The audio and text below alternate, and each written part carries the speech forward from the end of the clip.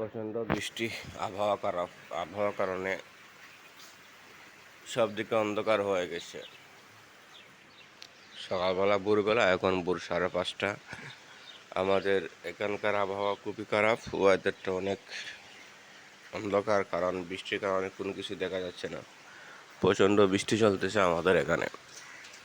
রাতভর বৃষ্টি হয়েছে এবং দিনের বেলা কোনো সূর্যের কোনো দেখা নেই। আমাদের নদীতে প্রচুর পানি বাইরে গেছে, এখন নৌকাগুলো ঘাটে ঘাটে বসে আছে। সুতরাং আমরা এখন ঘর থেকে বের হতে পারতেছি না প্রচণ্ড বৃষ্টির কারণে। বৃষ্টিটা কী হবে, কখন বৃষ্টি শেষ হবে আমরা কেউ জানি না। এই যে কতগুলো নৌকা ঘাটের মধ্যে বাঁধা, এই নৌকাগুলো যাইতে পারতেছে না। বিভিন্ন জায়গায় নৌকাগুলো যায়, একটা নৌকা যাইতে পারতেছে না, কারণ বৃষ্টি পড়তেছে প্রচুর।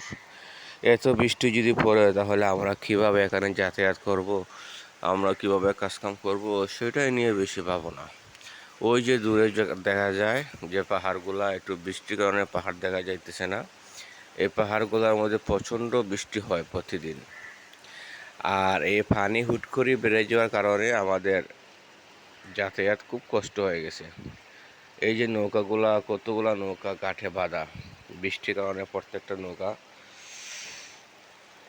আটকে আছে। এখানে যত ড্রাইভার আছে সবগুলা বসে আছে নৌকার ভিতরে, কোনো দিকে যাইতে পারতেছে না। কি কষ্ট, তাই না? আমাদের কষ্ট কোনো শেষ নেই। বৃষ্টি, প্রচণ্ড বৃষ্টি, আমাদের পানি, আমাদের এলাকার পানিটা এরকম যে বাড়বে এটা কেউ কখনো ভাবে নাই। প্রচণ্ড পানি বাইরে গেছে। জানি না এবছর কি বন্যা হয়ে যায়। এই বিল্ডিংটা অনেকদিন ধরে কাজ চলতেছে, বিল্ডিংয়ের কাজ প্রায় শেষ পর্যায়ে। বিশাল একটা বিল্ডিং উঠতেছে, লঞ্চগুলো ঘাটে বাঁধা, লঞ্চগুলো যাইতে পারতেছে না বৃষ্টির কারণে। জানি না এই বছর বন্যায় কি বাংলাদেশ ডুবে যায় নাকি, কে জানে। দেখা যাক কি হয়। সূর্য তো উঠেই নাই, সূর্য দেখাই যাইতেছে না। যাতায়াত ব্যবস্থা সব কিছু বন্ধ, মানুষ নেই, রাস্তাঘাট ফাঁকা, কিছুই নেই।